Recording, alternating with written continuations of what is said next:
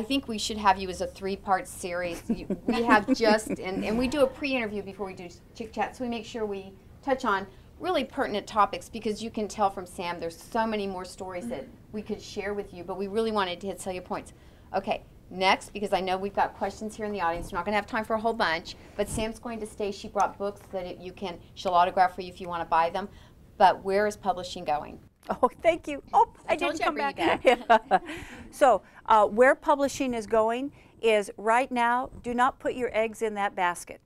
Because if you wanted to get an agent right now, agents don't know where publishing is going. It's almost impossible to get a book deal these now unless you're a celebrity. Paris Hilton's dog got a 6-figure deal. So, you know, it's very hard to get an agent these days unless you're really big time and a celebrity. So even if you did get an agent, they would have to pitch their book. It's you've heard of the 80-20 rule? It's the 95-5 rule in publishing. They make 95% of their money on 5% of their books, and they're all the airport bookstore authors. You know, it's James Rollins, James Patterson, John Grisham, etc. So see, even if you did get a deal, it would be a very small deal. Plus, it'd take 18 months for the book to come out. So see, right now it's the end of 2010. You wouldn't see your book come out in 2011. It wouldn't come out until 2012. So, and if you're a topic expert, you don't want to wait 18 months for your book to come out and scale it. So here's what I suggest. I believe quality books, you can self-publish quality books. You can get out a quality book. I'm not talking about schlock. You know, I'm talking about something that adds value to the reader. You could, if you finish a manuscript, there's a 6-week turnaround time where you can have books in your hand. You can be selling them at the back of the room you're speaking. You can be selling them online. And it's a no-lose proposition. Because if you have a breakout book, if you write your book and it takes off internationally with all your speaking and so forth, if you sell 10,000 copies, chances are the publishers are going to come knocking on your door, because now it's a proven seller. It's a no-risk deal, and it's not mutually exclusive. 5 years ago, if you self-published, publishers didn't want to talk about you. Now they're saying, go self-publish first. You take the risk. You prove to us that it's a seller. When you sell 10,000 copies, come to us and maybe we'll talk. So see, the future publishing, I suggest, unless you're a big celebrity, self-publish first a quality book, you know, through all your different speaking, online, marketing, etc. Sell 10,000 copies, and then you're in the catbird seat, and you can decide, do I want to keep doing this, or do I want to turn it over to publisher, turn on to something else? I think that is great advice. Okay, we're going to open it up. The question is to Sam. Are you recommending hard copy book? Are you recommending, you know, a downloadable book? What are you recommending? Yes. No. Yeah.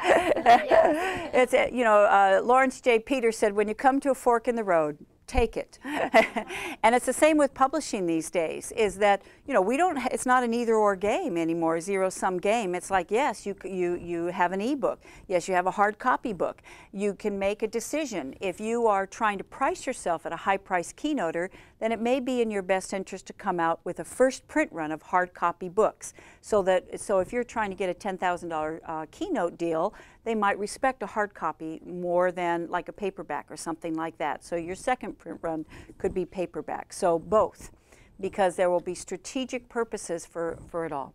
And can I say before next question, yes, is we've talked about books. I'd love to open it up for other types of questions as well.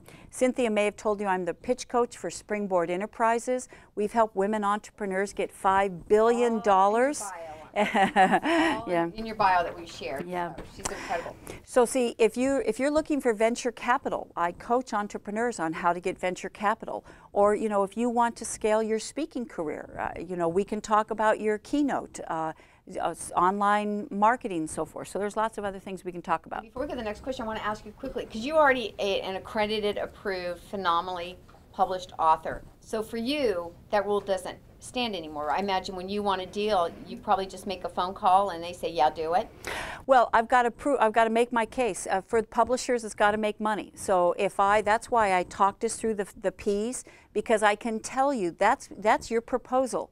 And if you do a really compelling, commercially viable job on those P's, I guarantee you will already have a better book proposal than like 95% of the people that cross the transom of publishers. So you're right. right. Now I call my publisher. However, I've got to make a case that this book is going to sell in the marketplace for him. So I don't think I can repeat all that, but she said I was great. And you were too, Sam. But talking about branding yourself and what you should plan to set aside, I think you're asking financially and professionally, what you need to be doing. So what's it going to cost you? I'd like to answer that question in a couple of different ways. It's because as you well know, a website, bells and whistles, can cost $50,000, and just spending that amount of money is no guarantee that you're going to get a strategic website that's going to drive results. Because a website has three purposes: to build your database, it's to make money, and to motivate people to come back. So, however, you could get a blog template website right now where you don't have to outsource it, you can do it yourself. And instead of saying it's going to cost a certain amount of money, I would rather say start. Is that a blog is free. You can do it at midnight if you'd like. You can do it while you're still a CEO of a company, and you get it out of inertia. You start building a body of work. So to me, so often people go to outside people and get a brand, and they don't have a body of work. So it's like, start blogging, start creating your content, start building your tribe, getting out to the world so people know who you are, they like who you are. And then when you start reaching out to professionals, please check their track record. On a daily basis, I have people getting in touch with me who have spent 5 figures for a publicist and they got nothing. 5 figures for a website that's not getting any results. So please look at their track record. Who have you worked with? Can you show me their websites? Can you show me the brands that you produce for other people? And the good news is that if you start blogging first so that you are building your body of work, the brand will often be organic and come out of your body of work. It's not a clever name that somebody gives you. It's organic, emerges from your work. It's not pasted onto your work. We'll have one more question. I also want to ask Lynn Cooper to raise her hand. We've been tweeting. We actually have in Success in the City, because we are growing exponentially, a professional new media person who is driving a lot. So if you think I'm making smart, witty comments, it's not always me, it's Lynn. I go, oh my God, that sounded good. So it's Lynn over there. So any comments you want to add to tweet out, please do. So it's been on, because we want to share everything that's happening in the spur of the moment. One last question. So what's the #1 piece of advice somebody starting the entrepreneurial journey? And I would like to say, if I may, what Kathleen does. She's an entrepreneur in her right, starting her own business, has taken a risk, stepped out. She lives in Ohio, has come here for several months to start a company called Female Equality Matters to help businesses brand and put the brand on, we care about and support female equality in business. And I think it's ingenious. Good for you. Mm-hmm. Good for you. Okay, Kathleen, here is the #1 way you can get the eyebrows up of venture capitalists who have heard thousands of pitches at this point. I'll give an example. I had a client, and this is how she started her pitch to a room full of venture capitalists at Paley Center in New York City. Did you know there are 1.8 billion vaccinations given every year? Did you know 50% of those vaccinations are given with reused needles? Did you know we are spreading and perpetuating the very diseases we're trying to prevent? Imagine if there were a painless, one-use needle that was a fraction of the cost of the current model. You don't have to imagine it. We've created it. In fact, in this article, boom, that is 40 seconds.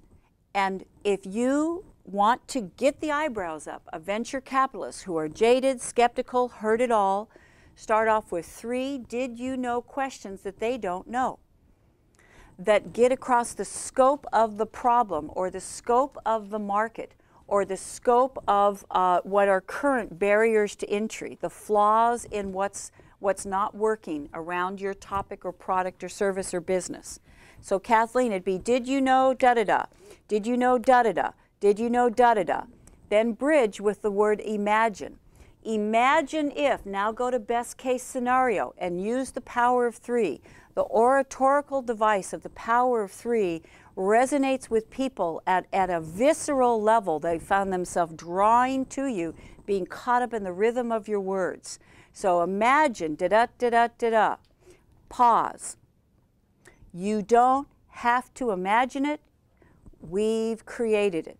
And then you immediately go into your tangible, irrefutable evidence. In this article, it says, you know, this client, so that it's objective, it's not subjective. And believe me, I've seen thousands of pitches at this point. No one will do that. And you will be the one they remember. You'll be the one they walk up to afterwards. You'll be the one they want to know more about. This is incredible. I think she deserves a standing ovation. This was a phenomenal interview. We cannot thank you enough, Sam. This is wonderful. Thank you. I know you've got a lot here. I know everybody watching this video is very fortunate to have a chance to glimpse this much of this amazing, incredible woman and her amazing story. I'm just so glad you're here. You can go online, samhorn.com, and learn more about her, retain her for consulting, speaking, anything else. You know, she's got a huge, huge bio, and we're going to end now, and we're going to go get copies of her book. Before we end, do we have 2 minutes? Take your 2 minutes. Okay, two minutes. And now I'm going to share this because I would like for Cynthia to do this for her business, and you can do this for you and your business as well. Starts with a 30-second story and then a 1.5 minute, okay? Okay. 30 seconds. I'm reading an article about Will Smith, who is the #1 box office star in the world. The reporter keeps asking mundane questions. He keeps coming back with profound answers. She said, looks like Jada Pinkett, you and Jada have a pretty good relationship. And he said, oh yes, we have a marriage plan. She said, marriage plan? He says, yes, a 40-year marriage plan. She said, like what? He said, well, one of our goals is to be philanthropists on the scale of Bill and Melinda Gates. And I'm thinking, a few years ago, he was the Fresh Prince of Bel-Air. So from now on, every time you do a CEO Chick Chat, you do a Success in the City, we're going to ask you to do something right now. Would you please get out your cell phones, get out your iPhones, get out your digital cameras, things like that. We're going to do the Triple T right now. Because just as Will is scaling his influence for good, he's using his fame for good, we're going to scale CEO Chick Chat in the next 1 minute. Please turn them on. Everyone else tells you to turn them off. Please turn them on right now. Now please tweet an idea that you heard today to your network. Tweet something that Cynthia said. Tweet something I said. You know, 140 characters, just something you heard. Just go ahead and tweet it to your network. Or text. Text a friend of yours. And when are you going to get together for lunch or breakfast for you to talk about scaling your business, asking for funding, writing that book, kickstarting your speaking career? So text a friend and say, you know what? I know you're busy. Let's get together for breakfast next week and let's talk about that. And then afterwards, please get your digital cameras. Come up afterwards, take a picture. You have a banner somewhere, right? Yeah, out front. Okay, get a picture of Cynthia in front of her banner and take a photo and put it on your blog. You know, put it in your e-zine, put it on your Facebook. Say, hey, you know what? Do you live in Washington, D.C.? Do you know about Success in the City? Do you know about CEO Chick Chat? I meet the most fantastic women, so take this woman viral, okay? Do you know we have 50 women or 50 people in the room right now. In 1 minute, 500 people can know about this. In 5 minutes, 5,000 people can know about this event. If you put this on your blog, if you Facebook this, if you put this, you know, in a newsletter, goes out to your network, by the end of next week, 50,000 people, 500,000 people can know about Cynthia DiLorenzi, CEO Chick Chat, and isn't it worth it when someone adds value? Let's make it quid pro quo and triple tier. Text, tweet, take a photo, take her viral.